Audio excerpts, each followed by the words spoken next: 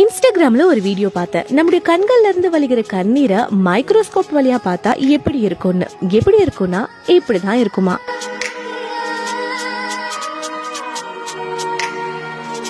எவ்வளவு அழகா இருக்குல்ல. நம்முடைய கண்ணீரை கூட ஆண்டவர் யூனிக்கா அதுக்குள்ள அவ்வளவு ஆர்ட் ஒளிச்சு வச்சிருக்காரு. இத பார்த்த உடனே எனக்கு ஒரு வசனம் தான் ஞாபகம் வந்துச்சு. சங்கீதக்காரனாகிய தாவீது சங்கீதம் 56:8 சொல்கிறார், என் அலைச்சல்களை தேவரீர் எண்ணி இருக்கிறீர், என் கண்ணீரை உம்முடைய துருத்தியில் வையும், அவைகள் உம்முடைய கணக்கில் அல்லவோ இருக்கிறது.